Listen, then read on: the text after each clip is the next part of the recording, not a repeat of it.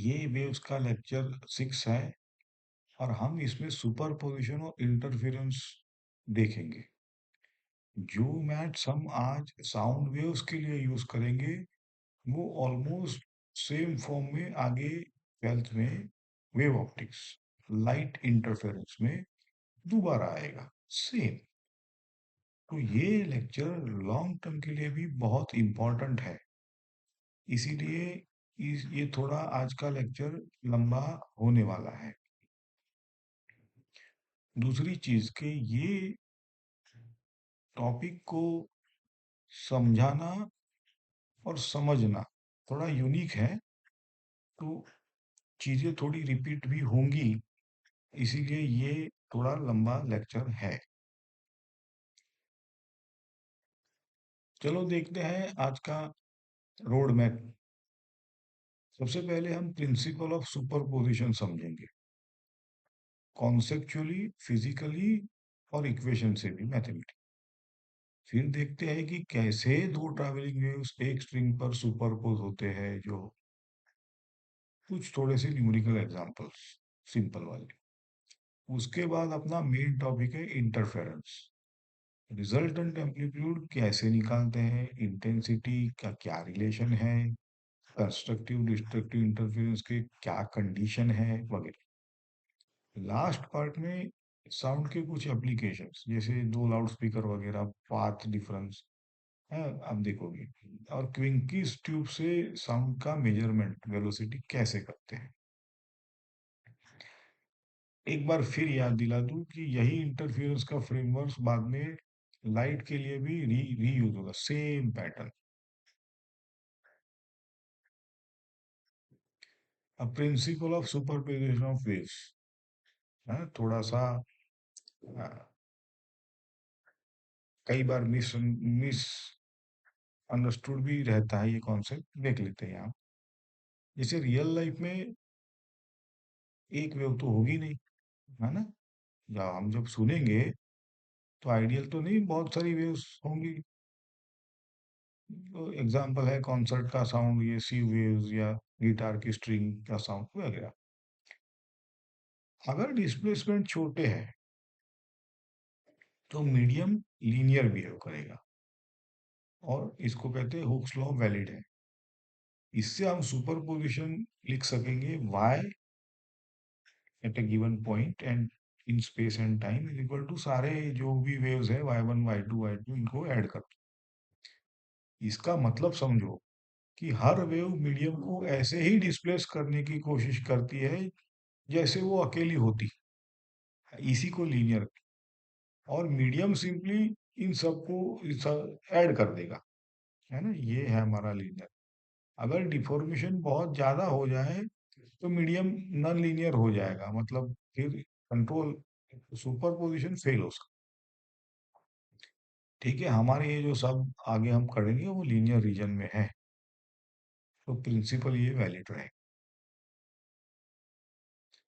अब इस फिगर में आपको थोड़ा इमेजिन करना पड़ेगा।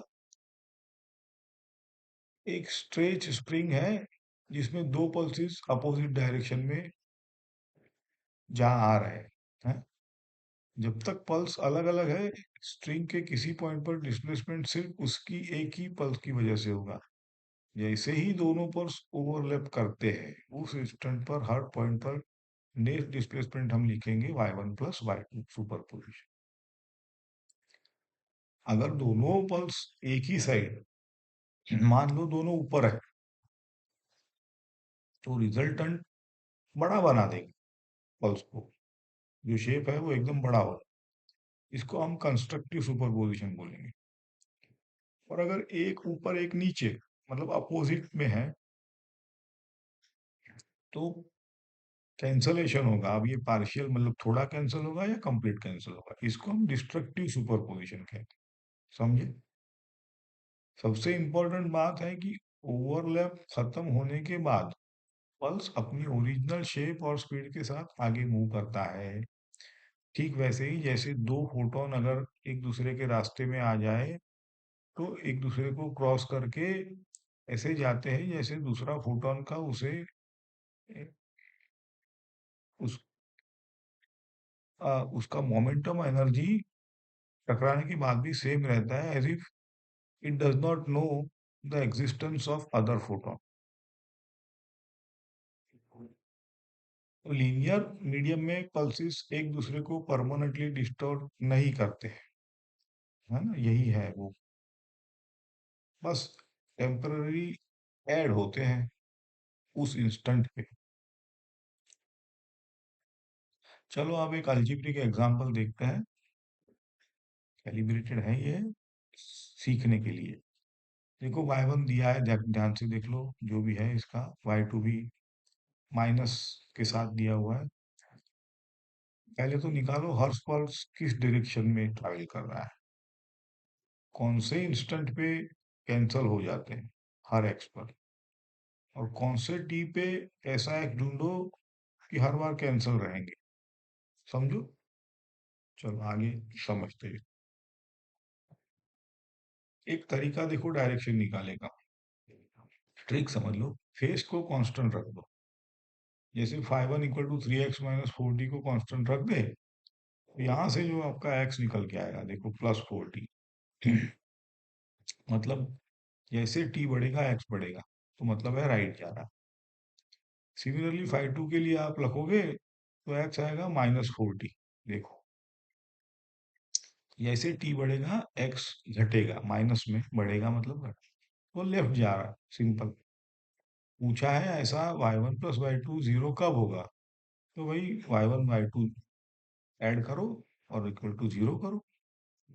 तो ये कंडीशन है देखो, 3x - 4t² वाली, दोनों के स्क्वायर है तो दो रूट मिलेंगे, तो एक पॉजिटिव लिखो +3x + 4t - 6, एक नेगेटिव लिखो माइनस।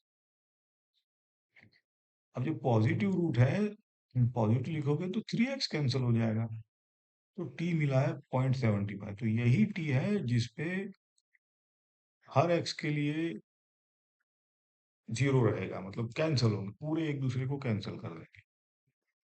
केस टू लिखेंगे तो -3x - 4t + 6 हो जाएगा, तो 4t कैंसिल हो जाएंगे यहाँ पे, है ना। तो ये इस वक्त आपका हमें x निकल के आएगा 1 मीटर, मतलब ये ऐसा x है कि हर t के लिए ये कंडीशन सही होगी, मतलब इस पे जीरो मिलेगा y1 + y2 हर t पे। तो ये एक परमानेंट नोड बोलेंगे सुपरपोजिशन, ठीक है। ये तो पहले इक्वेशन में स्पेशल टाइम दिया जिससे x कैंसिल हो गई, दूसरे ने स्पेशल पोजीशन दी जहां हर टाइम पे कैंसलेशन ही है ऐसा। अब ये जनरल रूल नहीं है, जैसे मैंने कहा कि ये कैलिब्रेटेड एग्जांपल है इसलिए ऐसा हो रहा है, सिमेट्रिक कंडीशन की वजह से। तो क्वेश्चन दो है यहाँ पे, ट्रैवलिंग साइन वेव से एस एच एम वाले, है ना, हमारा sin πx - 5, दूसरा 5/2x -100π, ऐसा। अब यहाँ पे दिया है x सेंटीमीटर p सेकंड्स में, हमें सिर्फ स्पेसिफिक पॉइंट, मतलब ये दिया है x 4.5 और t 5 मिली सेकंड पे नेट डिस्प्लेसमेंट, नेट डिस्प्लेसमेंट मतलब y1 + y2 इस पॉइंट पे, तो कुछ नहीं, direct superposition y = y1 + y2। पहले y1 निकालो इस पॉइंट का 4.5, और है ना 5 मिली सेकंड, इसलिए यहाँ पे देखो 10⁻³ दिया है, समझे। तो यहाँ से आपका y1 निकल के आ रहा है 1/√2 सेंटीमीटर, ठीक है। सिमिलरली y2 भी देखो, आप ये सारी प्लग इन करो, देखो 4.5 10⁻, तो आपका ये निकल के आ रहा है -1/√2, ये भी सेंटीमीटर ही, क्योंकि सेंटीमीटर ही तो दिया था, सॉरी ये -1.5/2√2। अब क्या है कि इन दोनों को ऐड कर दो, तो ऐड करोगे तो -0.35 सेंटीमीटर आया है नेट डिस्प्लेसमेंट। यानी जो पॉइंट और इंस्टेंट दिया है उसमें माइनस का मतलब है कि रेफरेंस लाइन से नीचे नीचे डिस्प्लेस हो रहा है ये, है ना, ये वाई नीचे ऐसा। देखो अब यहाँ पे एक ट्रिक आइडेंटिटी देख लो जो हम बार बार यूज करेंगे। Sine alpha plus five equal to जो राइट हैंड साइड दिया है ये, इसको इतना ही समझ लो अभी कि ये क्या कह रहा है। ये बोल रहा है कि दो सेम फ्रीक्वेंसी साइन वेव्स हो, और जिनमें फेज डिफरेंस फाइव है यहाँ पे, उनका सम भी एक साइन ही होता है, जिसका एम्पलीट्यूड हम लिखेंगे two cos five by two times उसका ओरिजिनल एम्पलीट्यूड, है ना। देखो, और फेज थोड़ा शिफ्ट हो जाता है यहाँ पे फाइव बाई टू। अब ये नीचे डेरिवेशन दिया है, आप बाद में आराम से लाइन बाय लाइन देख सकते हो, अभी हम सिर्फ आइडेंटिटी का इस्तेमाल करेंगे। चलो, ये क्वेश्चन थ्री में दो साइन वेव्स है, देखो, और यहाँ पे पॉइंट ट्वेंटी फाइव दूसरे में माइनस मतलब पॉइंट ट्वेंटी फाइव उसका इनिशियल फेज है। सेम एम्पलीट्यूड है, सेम के और सेम ओमेगा है ना। रिजल्टेंट एम्पलीट्यूड निकालना है और रिजल्टेंट की फ्रीक्वेंसी फाइंड करनी है। वेल अभी ये तो सिंपल है, रिजल्टेंट की फ्रीक्वेंसी तो क्या ही चेंज हो, तो सेम ही रहेगी, दोनों की फ्रीक्वेंसी सेम है, इसीलिए तो हम ये सब आराम से कर रहे हैं, नहीं तो थोड़ा मैथ्स टफ हो जाता। चलो कोई नहीं, let a naught equal to five बोल देते हैं, फाइव को पॉइंट ट्वेंटी फाइव पाई बोलो, और अल्फा को ये लिख दो four x pi four x minus twelve hundred t. तो यहाँ से हम लिखेंगे y one equal to A naught sine alpha. Similarly y y two को हम ये अल्फा माइनस पाई का फॉर्म आएगा। अब आइडेंटिटी लगाओ अपनी, ये जो है साइन अल्फा वाली, तो हमारा नेट वेव निकल के आएगा two A naught cos five by two sine pi four x minus ये माइनस फाइव बाई टू, है ना। यानी रिजल्टेंट भी एक हार्मोनिक वेव ही है, बस amplitude two A naught cos five by two हो गया और फेज शिफ्ट माइनस फाइव, ठीक है।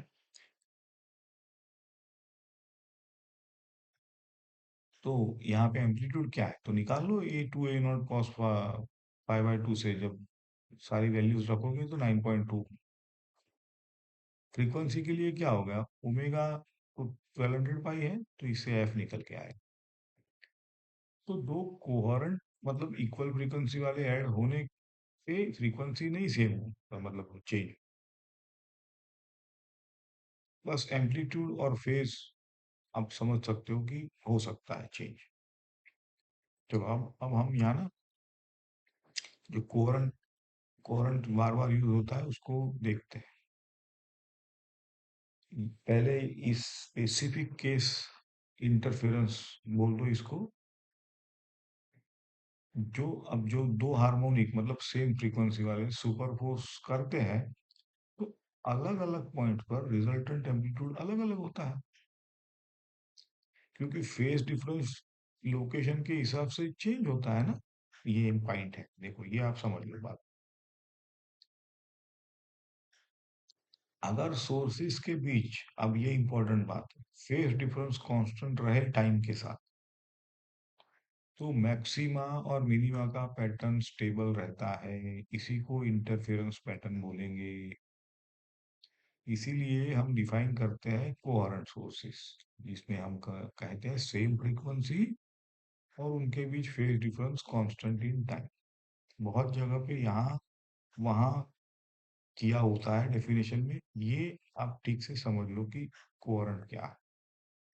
इसका एग्जाम्पल है कि इंडिपेंडेंट आप बल्ब लो, प्लग करो, तो इनकी जो फ्रीक्वेंसी रेंज होती है वो सेम रहेगी, बट फिर भी हमें कोई भी इंटरफेरेंस वगैरह पैटर्न दिखता नहीं है, सिर्फ लाइट दिखेगी। इस क्योंकि इनका जो फेस है वो बदलता रहता है, क्योंकि एटॉमिक स्केल पे कोई कंट्रोल नहीं होता है, वो रेंडमली लाइट, है ना, क्योंकि एटॉमिक फ्रीडम, इसीलिए। अब ऑप्टिक्स में यंग्स डबल स्लिट इसी प्रॉब्लम को सॉल्व करता है कि दो बल्ब की जगह आप एक बल्ब लो लो और उसी लाइट को इंटरफेयर करा, क्योंकि वो तो सेम रहेगी। चलो आगे बढ़ते हैं। ये मैथमेटिकल मॉडल देख लो। y1 equal to a1 cos omega kx minus cos. Similarly y2 भी है, प्लस प्लस फाइ।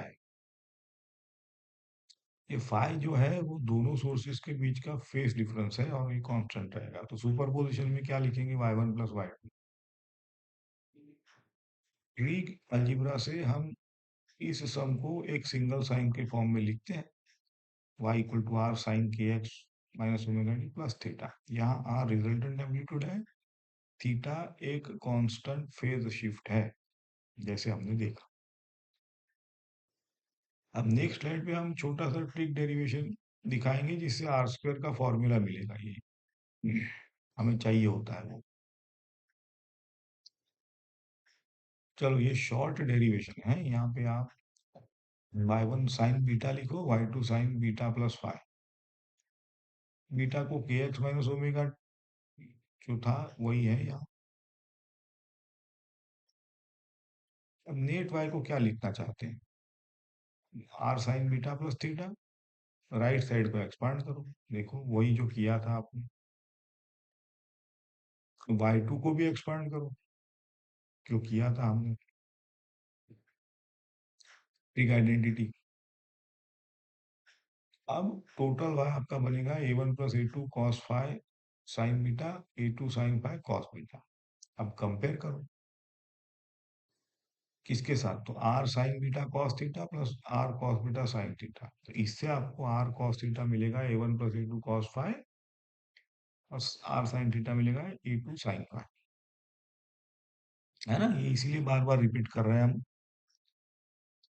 अब दोनों को स्क्वायर करो तो sine theta square cos theta square 1 होता है, इसीलिए ये आएगा a1 a2 cos phi square plus a2 sine phi square. अब इसी को एक्सपेंड करोगे तो आर स्क्वायर हमारा ये फॉर्म आएगा ultimately, a1 square plus a2 square plus 2a1 a2 cos phi.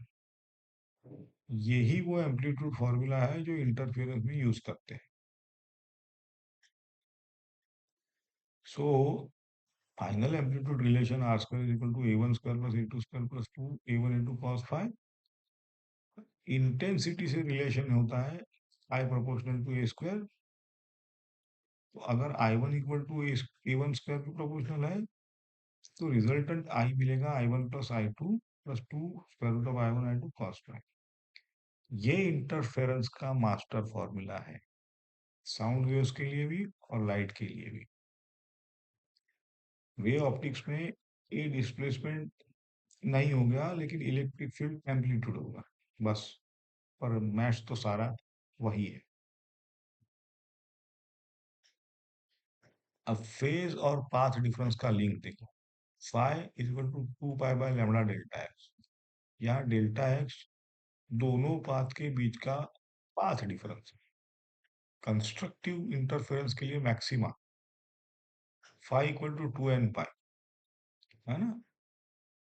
2 पाई पे तो लैम्डा, 2 पाई पे तो वो सेम फेज में आएंगे, इसीलिए delta x equal to N lambda लिख दो। और एन यहाँ होता है 0 1 2 3। डिस्ट्रक्टिव का कब होता है मिनिमा, हमने देखा है कि वो पाई पे होता है। तो ये पाई रिपीट कब करेगा, ऑब्वियसली 2n+1 होगा तो रिपीट करेगा। तो यहाँ से डेल्टा एक्स हमें मिलेगा 2n+1 lambda by. Again n goes from 0 1, है ना। नोट करो delta x equal to lambda by 2, और फाइ होता है 2 पाई लैम्डा। लैम्डा बाई 2 यहाँ पे क्या है, पाई है, मतलब 180 डिग्री आउट ऑफ फेस, जहाँ इक्वल एम्पलीट्यूड परफेक्टली कैंसिल हो गए, है ना ऐसा। देखो अब इक्वल एम्पलीट्यूड केस लेते हैं, a1 equal to a2 equal to a। तब आर स्क्वायर अपना क्या होगा, 4a स्क्वायर कॉस स्क्वायर 5/2। और आर होगा 2a cos 5i2। चलो, अगर आई नॉट को हम मैक्सिमम इंटेंसिटी लेते लेते हैं कब, जब फाइव इक्वल टू जीरो, है ना, 2n पाई में n जीरो डाला, तो आर क्या आएगा, हम 2a, तो हम लिख सकेंगे I equal to I naught cos square 5/2। इसको थोड़ा आप एक बार पॉज करके वापस अगली स्लाइड से कोरिलेट कर सकते हैं।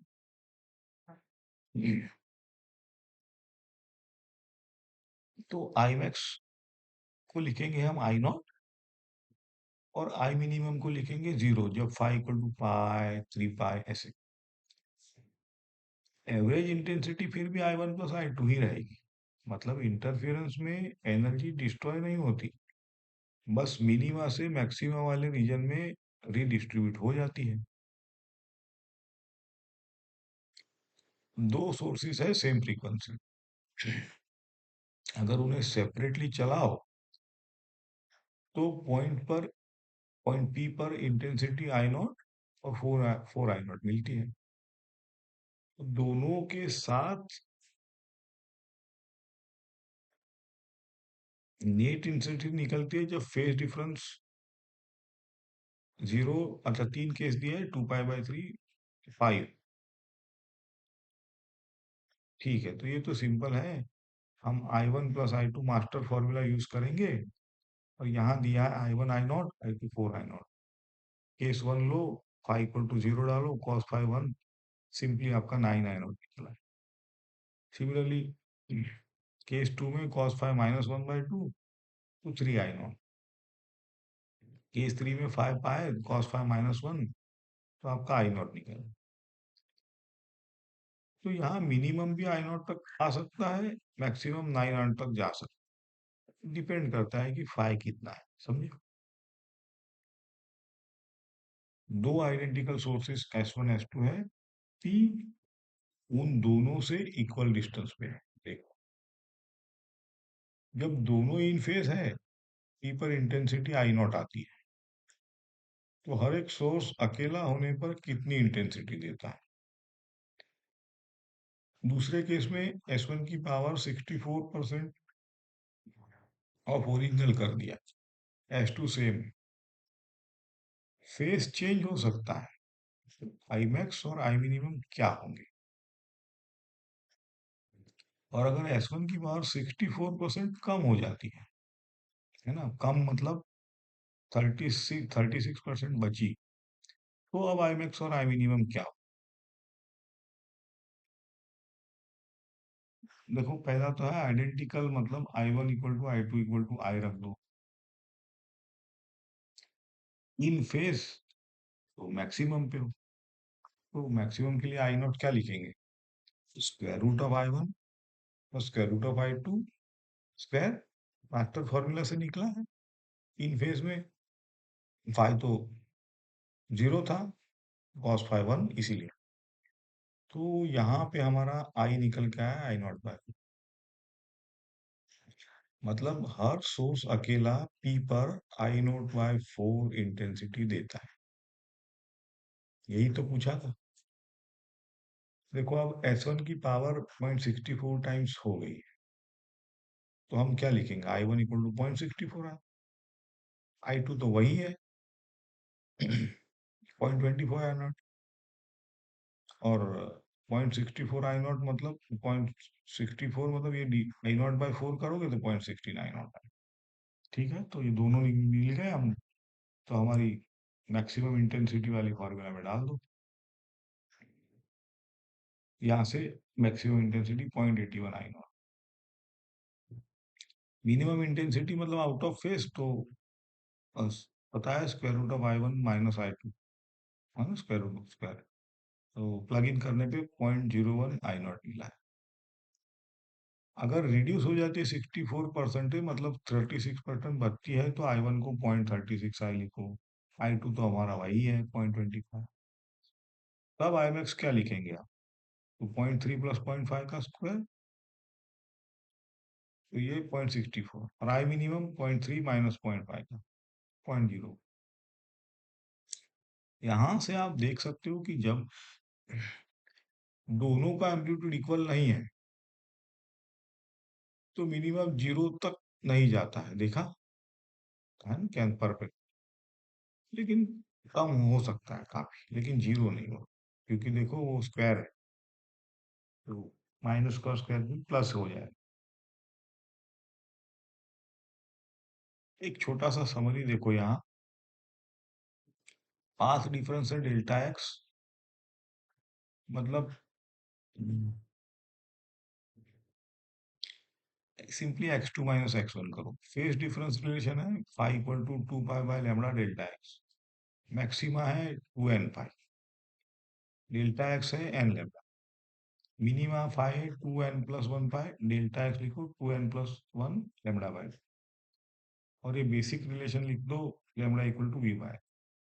आने वाले सारे साउंड इंटरफेरेंस निकले, न्यूमेरिकल जो है, इन फॉर्मूलास से ही काम निकल जाएगा, प्लस आपको ज्योमेट्री और पाइथागोरस, बस इतना ही। देखो अब ये दो स्पीकर दिए हैं, जैसे दो 2.5 मीटर डिस्टेंस दिया है, लिसनर का भी डिस्टेंस दिया है, और साउंड स्पीड दिया है। ऑडिबल रेंज होता है 2 to 25 टू 20 to 20,000 हर्ट्ज। कौन कौन से फ्रीक्वेंसी पर की मिनिमम इंटेंसिटी मिलेगी? कुछ नहीं है, मिनिमम इंटेंसिटी मतलब हमें पता है क्या फॉर्मूला लगाना है। चलो देख, पहले डिस्टेंसेस निकालो, तो हमें एस वन पी मिल गया, तो पाथ डिफरेंस मिल गया, देखो S two P minus S one P, point A. Minima क्या करेंगे, क्योंकि मिनिमा चाहिए था, तो delta x two N plus one lambda by two. Lambda क्या है, वी बाय एफ। इसमें ये डालकर हमें 0.8 equal to two N plus one v by two f मिलेगा, तो एफ मिलता है two N plus one v by two times 0.8। V 320 है 5। तो अब हमें ऑडिबल लिमिट चाहिए, तो देखो एन अगर जीरो रखेंगे तो 200 मिलेगा, एन वन रखेंगे तो 600। लास्ट अलाउड मतलब 20,000 तक जाते जाते एन 49 हो जाएगा, तब एफ मिलेगी 19,800 हर्ट्स, और एन 50 बढ़ जाएगा, तो इसका मतलब है 0 to 49 तक हमारा एन जाएगा। इस एन को ऑर्डर भी बोलते हैं।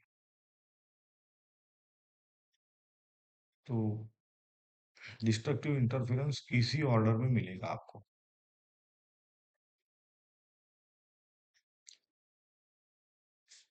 चलो अब ये थोड़ा, दो स्पीकर है, ये कैसे रखे देखो ज्योमेट्री में, इनके बीच का डिफरेंस 2 मीटर है, और ये इन फेज ऑपरेट कर रहे हैं, फ्रीक्वेंसी दी है। लिसनर बोलते हैं बहुत दूर है, एक लाइन पे मूव कर रहा है, जो एक्स एक्सिस के साथ थीटा बना दी है, साउंड स्पीड दे दी है। फर्स्ट मिनिमम पे थीटा ढूंढना है, सेकंड मैक्सिमम, फर्स्ट मैक्सिमम पे थीटा ढूंढो, और total number of maxima possible, मतलब ऑर्डर पूछा।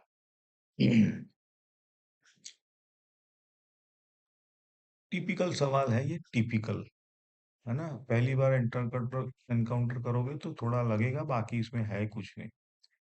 फिगर को ध्यान से देखो, पहली बार एस वन और एस टू के बीच वर्टिकल सेपरेशन 2 मीटर है। लिसनर दूर वाले डायरेक्शन में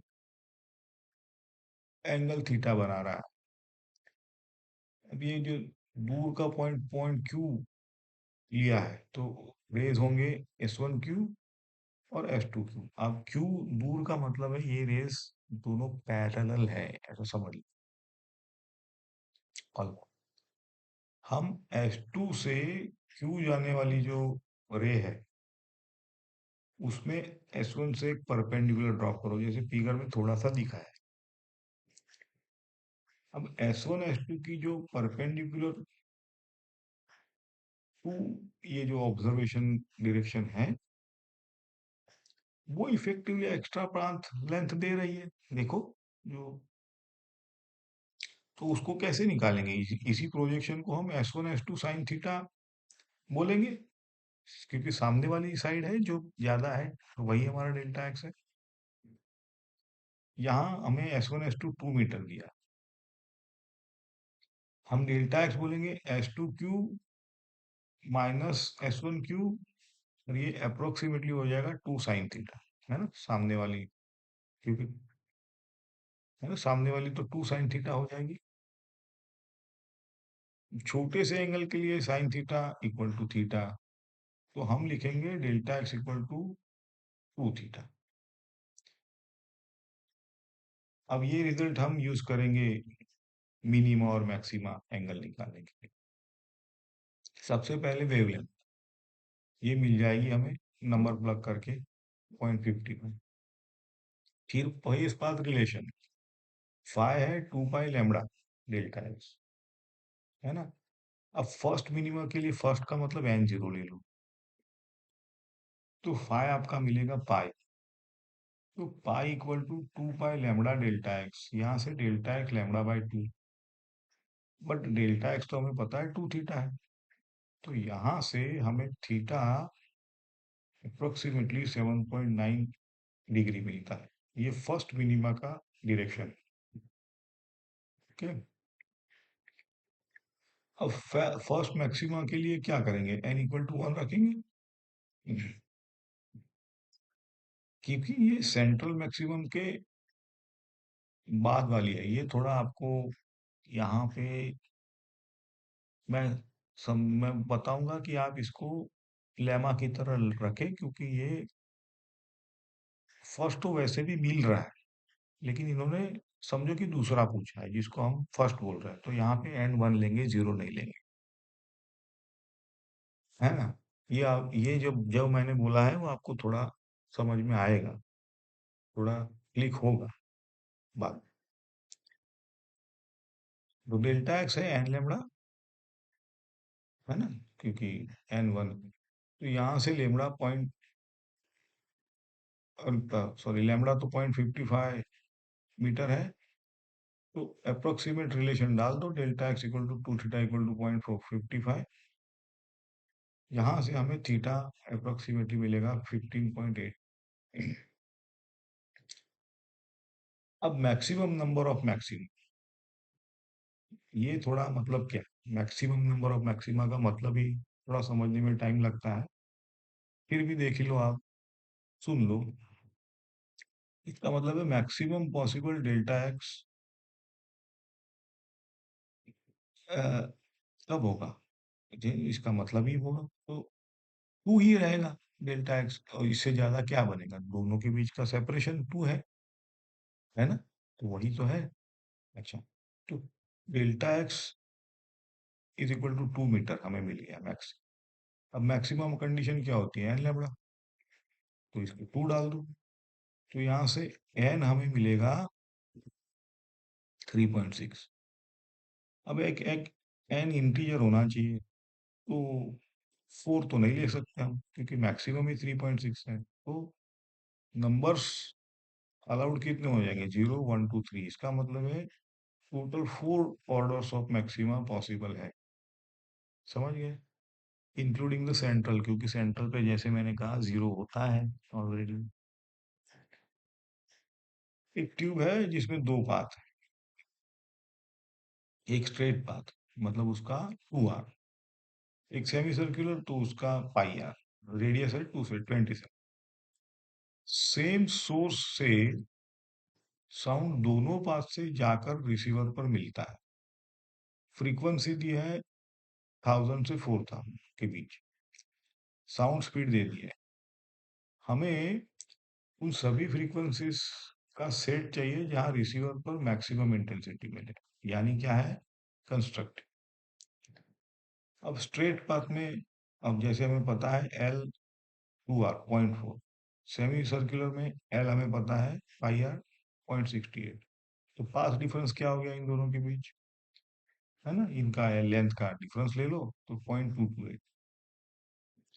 कंस्ट्रक्टिव इंटरफेरेंस के लिए डेल्टा एक्स हम लिखते हैं लैम्बडा, और लैम्बडा हमें पता है वी बाय, तो ये 0.22f एन टाइम्स जो भी साउंड स्पीड दिया है 342 बाय एफ। यहाँ से एफ आपका एन के टर्म्स में निकल के आया है ना, एन टाइम्स 1500। अब 1000 to 4000 में के लिए हम एन वन ले तो एफ 1500, दो ले तो एफ, तीन ले तो एफ 45। तो मतलब है कि तीन नहीं ले सकते। तो रिक्वायर्ड फ्रीक्वेंसीज हमें मिलेगी 1500 और 3000 हर्ट्ज बस।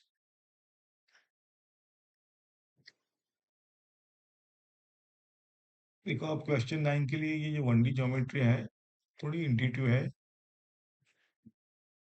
फिगर पे आप देख रहे हो एक्स एक्सिस पे एक x1 है जो 0 पे है, s2 है जो 2 मीटर, x2 मतलब x equal P1 left side में है, P2 राइट साइड में है, और Q मिड पॉइंट ले। अब कोई भी P2 पॉइंट लो जो S2 के राइट साइड है, तो क्या होगा यहाँ पे? हाँ, S1 पाथ डिफरेंस क्या होगा? तो रिगार्डलेस ऑफ रिगार्ड, क्योंकि ये स्ट्रेट लाइन है, पाथ डिफरेंस तो 2 ही होगा चाहे कितना भी आगे हो। सिमिलरली लेफ्ट साइड जाओगे आप P1 की, सॉरी, तो भी वही हाल है, चाहे कितना भी लेफ्ट जा लो पाथ डिफरेंस क्या होगा, 2 ही रहेगा। और मिड पॉइंट पे पाथ डिफरेंस क्या होगा दोनों से? S1 Q equal to S2 Q, तो डेल्टा एक्स 0 हो जाएगा, है ना। ये simple diagram first time student के लिए पाथ डिफरेंस समझाने में आई होप कि हेल्पफुल रहा हो। देखो अब दो सोर्सेज 2 मीटर अपार्ट है, सेम ऑसिलेटर से ड्रिवन है। y1 दिया है 0.03 साइन पाई टी, y2 दिया है 0. वेव स्पीड भी दे दी है। अब रिजल्टेंट एम्पलीट्यूड फाइंड करना है किसी भी P2 पॉइंट पर जब S2 के राइट साइड है, P1 पॉइंट पर S2 के और मिड पॉइंट। तो अब तो आपको सब पता ही है ऑलरेडी। क्या करेंगे हम? पहले फ्रीक्वेंसी और वेवलेंथ फाइंड करते हैं। y1 है 0.02 साइन पाई टी, इससे ओमेगा आपका पाई मिलता है, देखो फिर फ्रीक्वेंसी मिल जाएगी, देखो 2 पाई करके ओमेगा, तो 0.5 मिल गई। तो वेवलेंथ मिल जाएगी लैम्बडा वी बाय एफ करके, है ना। अब किसी भी P2 के लिए डेल्टा एक्स तो आपको पता ही है,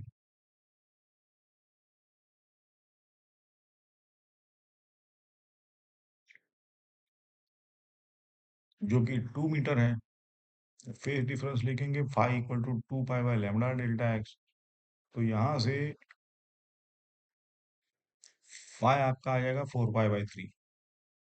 एम्पलीट्यूड आपको A1.03 है, A2.02 है, देखो रिजल्टेंट एम्पलीट्यूड लिखते हैं A1 square plus A2 square plus 2A1 cos phi.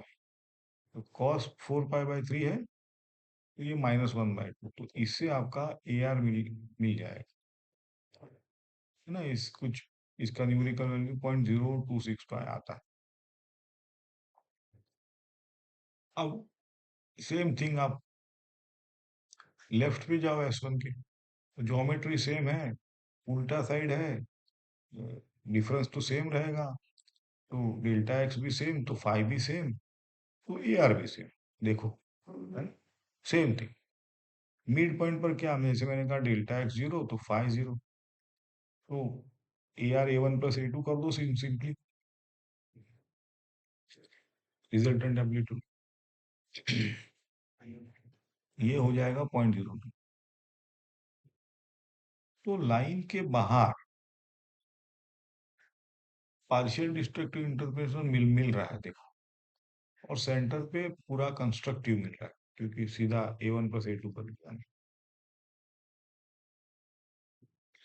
अब यह है क्विंकिस ट्यूब, इसका सेटअप देखो। ये क्लासिक एक्सपेरिमेंट है साउंड स्पीड मेजर करने के लिए। यहाँ दो यू शेप्ड ट्यूब्स है, एक फिक्स्ड आर्म जिसको ए बोलते हैं, एक स्लाइडिंग आर्म जिसको बी बोलते हैं।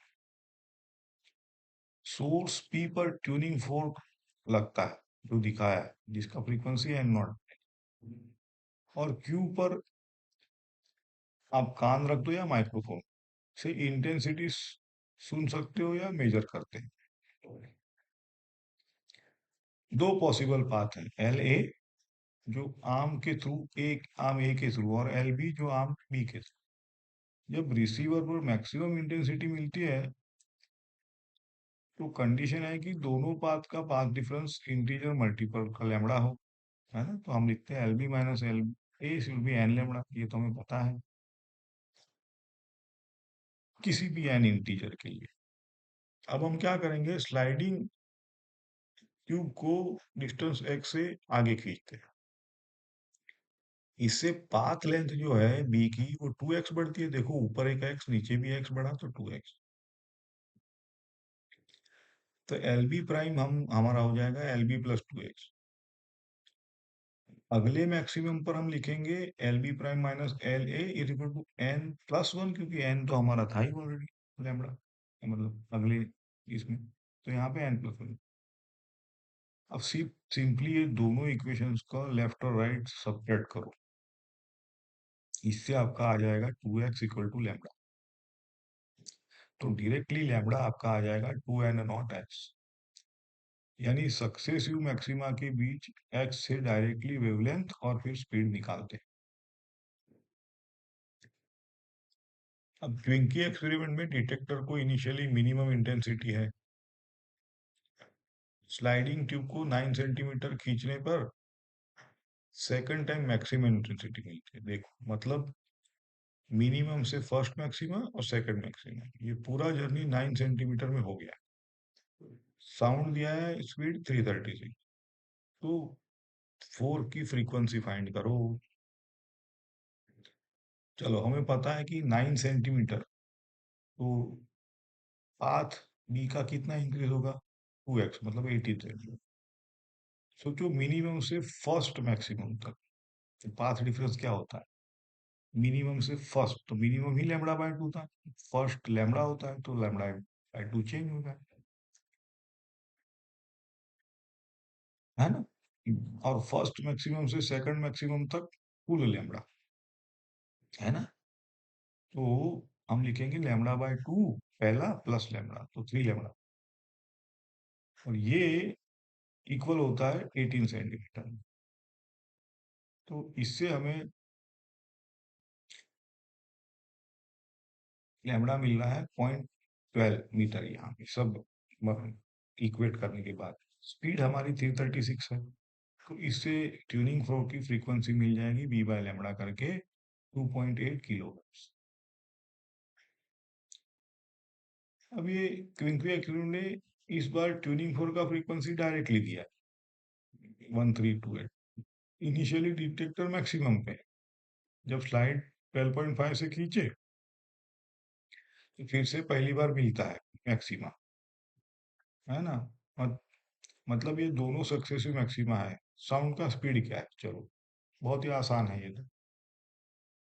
सक्सेसिव मैक्सिमा के लिए हमको पता है लैम्बडा इक्वल टू 2x, और x 12.5 दिया है तो 2x 25, तो लैम्बडा मिल गया हमें। और v होता है n नॉट लैम्बडा, तो सीधा n नॉट भी दिया है, लैम्बडा में भी लिया, तो v 332।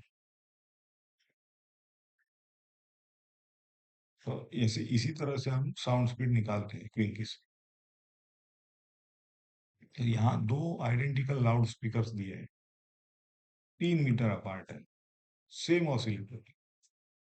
लिसनर पहले ओरिजिन ओ पे खड़ा है जो मिड पॉइंट से 8 मीटर, फिर वो 0.350 परपेंडिकुलर साइडवेज जाता है पॉइंट पी पर, जहां उसको फर्स्ट मिनिमम सुनाई देता है। साउंड स्पीड है 340। ऑसिलेटर का फ्रीक्वेंसी क्या होगा भाई, इसमें तो मिड पॉइंट से वर्टिकल डिस्टेंस ओ के लिए 0 था और पी के लिए कुछ ऑफसेट।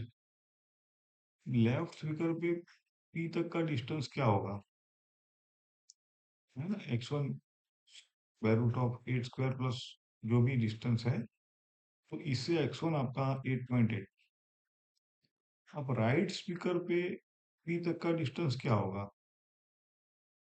वो भी आप x two square root of से निकाल सकोगे, या 1.85 स्क्वायर से अप्रोक्सीमेटली 8.1।